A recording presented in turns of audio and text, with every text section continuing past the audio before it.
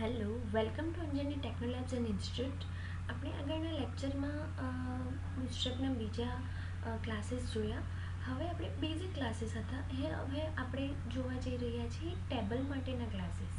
Yes, આપણે જે table બનાવીએ છીએ એ ટેબલને ડિફરન્ટ કલરમાં પેડિંગ સાથે, માર્જિન સાથે સેટ કરવા માટે, બોર્ડર અલગ અલગ સેટ કરવા માટે, ઓટોમેટિક સેટ કરવા માટે મેન્યુઅલી નહીં, ફક્ત ક્લાસનું નામ આપો અને ઓટોમેટિક ટેબલનું લુક ચેન્જ થઈ જશે. તો આ વસ્તુ કરવા માટે આપણે જોઈએ કે ટેબલના ક્લાસીસ કયા કયા છે. તો પહેલાં બુટસ્ટ્રેપ 3 માટે જોઈએ. તો table with lightly padded cells and horizontal dividers. તો બેઝિક ટેબલથી સ્ટાર્ટ કરીએ. ક્લાસનું નામ છે સિમ્પલ ટેબલ, ખાલી ટેબલ. જોઈએ એનું એક્ઝામ્પલ એટલે ખ્યાલ આવે. બેઝિક ટેબલ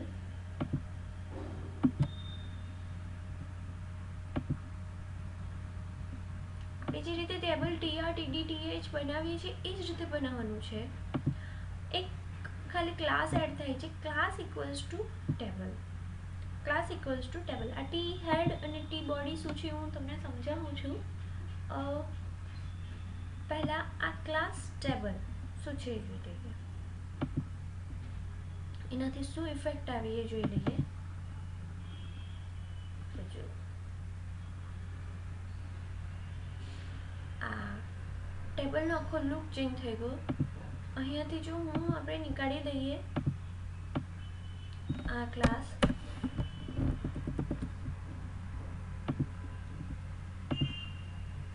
તો ટેબલ આ છે. આપણે જે સિમ્પલ બનાવીએ છીએ એ ટેબલ આ છે, અને ક્લાસનું નેમ એડ કર્યા પછી નું ટેબલ આ છે. તો એ એની જાતે અલાઇનમેન્ટ, પેડિંગ, બોર્ડર એ બધું સેટ કરી આપે છે. આપણે કશું કરવાનું રહેતું નથી. તો આ બેઝિક ટેબલ થયું. સિમ્પલ આપણે બુટસ્ટ્રેપની ફાઇલ્સ ઉપર એડ કરી અને class equals to table add કરી દીધું. હવે ટી હેડ અને ટી બોડી શું છે, અને નીચે તમને દેખાશે ટી ફૂટ. ટી ફૂટ અહીંયા નથી આપ્યું, પણ ટી ફૂટ પણ આવે. 3 વસ્તુ છે. તમને નથી સમજ પડતી કંઈ પણ નવી વસ્તુ, તો આ રીતે સર્ચ કરતા શીખો.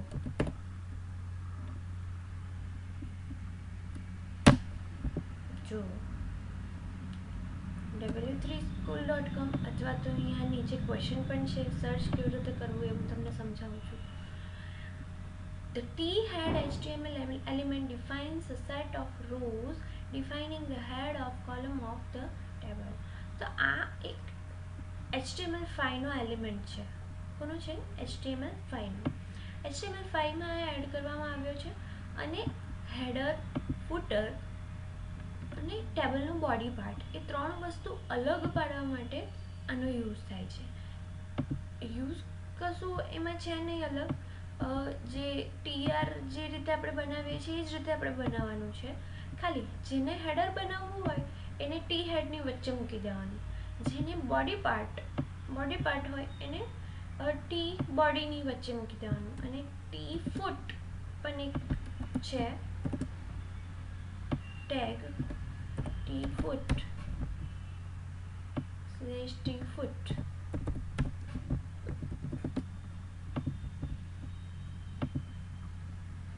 તો આ ટી હેડ છે, આ ટી ફૂટ છે, અને આ બોડી પાર્ટ છે. યુઝ સેમ છે, TR જ મૂકવાના છે. બસ આ રીતે એને ડિવાઈડ કરી લીધું છે. તો આ થયું બેઝિક ટેબલ. હવે છે સ્ટ્રિપ્ડ ટેબલ.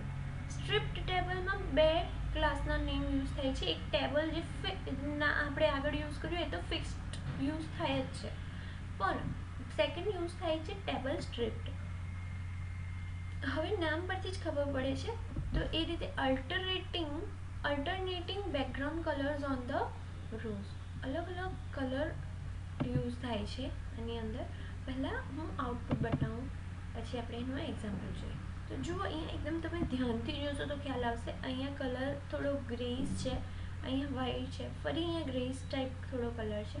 તો આ રીતે ડિફરન્ટ કલર સેટ કરી શકાય છે. અહીંયા કલર સેટ કરી શકાય છે, એની જાતે જે સેટ કરશે અલ્ટરનેટ કલર્સ. એનું એક્ઝામ્પલ જોઈએ. ટેબલ તો મૂકવાનું છે, એની બાજુમાં ટેબલ સ્ટ્રીપ્ડ. તો છે ને ઇઝી સિમ્પલ, આપણે ખાલી ક્લાસનું નેમ મૂક્યું અને આખો ક્લાસ ટેબલનો લુક ચેન્જ થઈ ગયો. તો બસ આ રીતે થઈ શકે છે. અહીંયા આપણે ટી હેડ, ટી ફૂટ એ બધું યુઝ કરીએ છીએ, પણ એવું જરૂરી નથી કે કમ્પલસરી આપણે યુઝ કરવું જ. એના વગર પણ આ જ ઇફેક્ટ સેમ આવી શકે છે. તમે ટી હેડ, ટી ફૂટ, ટી બોડી હટાડી દેશો, ખાલી ટીઆર ટીઆર ટીઆર મૂકશો તો આપણને સેમ ઇફેક્ટ આપશે. તો આ થયું સ્ટ્રીપ્ડ રોઝ. સેકન્ડ એના પછી છે border table. Adds border on all side of tables and cells. અહીંયા બંને એક્ઝામ્પલ જોયું છું, બોર્ડર નથી, આજુબાજુ બોર્ડર નથી ટેબલની, તો એ બોર્ડર આની અંદર એડ થશે, ઓટોમેટિક બોર્ડર એડ થઈ.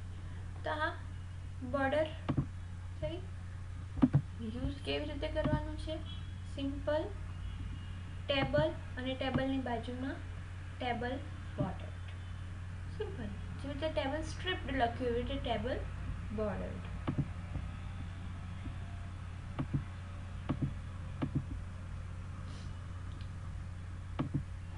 એના પછી છે ટેબલ વિથ હોવર રોઝ.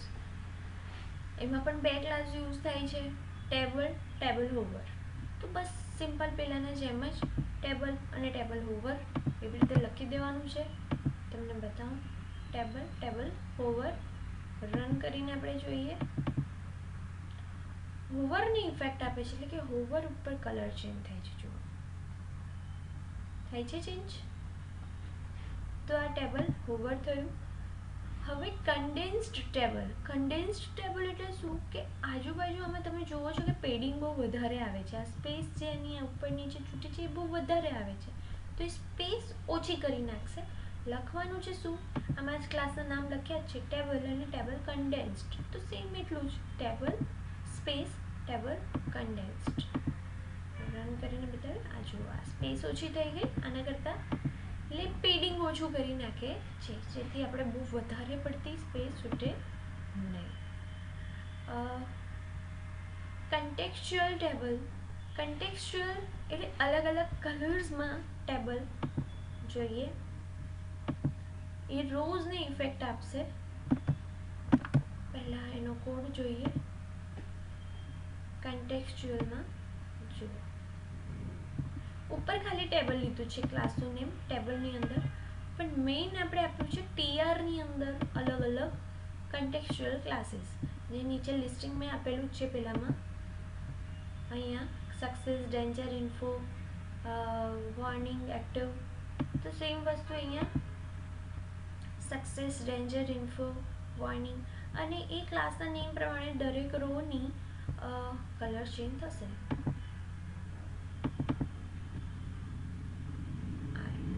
રીતે અલગ અલગ કલરમાં મૂક્યા છે. સેમ વસ્તુ તમે ટીડીની અંદર પણ મૂકી શકો છો. તમે જે આપણે અહીંયા જે ક્લાસનું નેમ અહીંયા મૂક્યું, ટીઆરમાં મૂક્યું, સેમ વસ્તુ એની જગ્યાએ ટીડીમાં પણ મૂકી શકાય છે.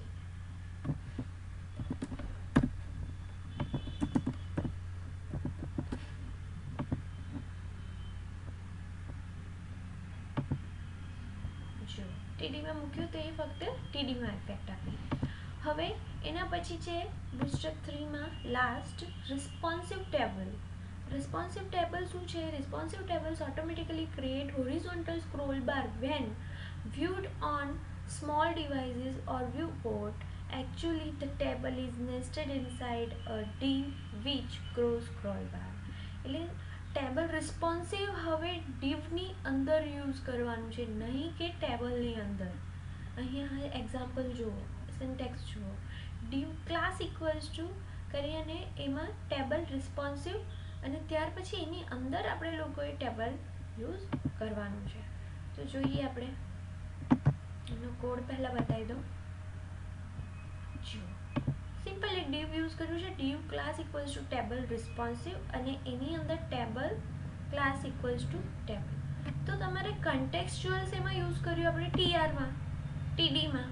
સેમ વે રિસ્પોન્સિવ માટેની ટેબલ બનાવવા માટે div યુઝ કર્યું છે. આ વસ્તુ માઇન્ડમાં યાદ રાખવાની છે. ક્લાસનું નેમ યાદ રહે છે પણ એ ક્યાં યુઝ કરવું એ પણ યાદ રહેવું જોઈએ. રન કરીને જોઈએ. રિસ્પોન્સિવ ટેબલ અને શું લખ્યું છે અહીંયા એ સમજો કે 768 પિક્સેલ પછી એ સ્ક્રોલ બાર મૂકી દે છે. તો અહીંયા રિસ્પોન્સિવ ટેબલ છે. ઇન્સ્પેક્ટ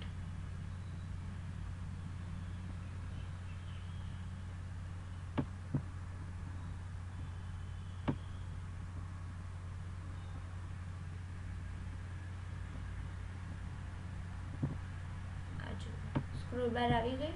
અહીંયા નીચે સ્ક્રોલ બાર આવી.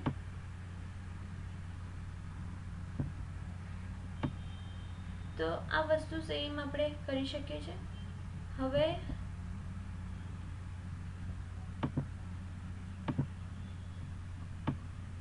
આપણે લોકોએ આમાંથી કાઢી નાખીએ. 100% में અહીંયા જુઓ સ્ક્રોલ બાર આવી જાય છે, બરાબર. હવે આપણે લોકો રિસ્પોન્સિવ જ ક્લાસ જ કાઢી નાખીએ છીએ.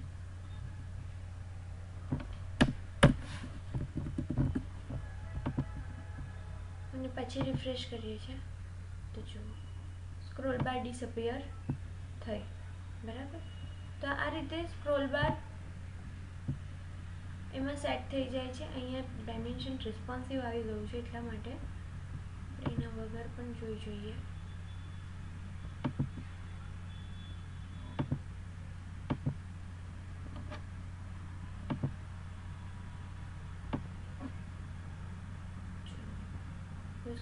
સ્ક્રોલ બાર આવતી નથી.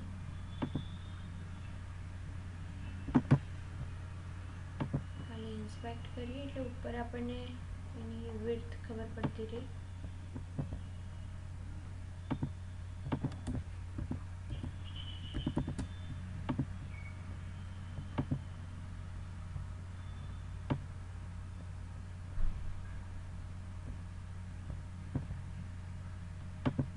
રોંગ છે કંઈ નહીં, આપણે જોઈ લઈશું ડિવાઇસીસમાં અલગમાં ઓપન કરીને સર્વર પર મૂકશું ત્યારે.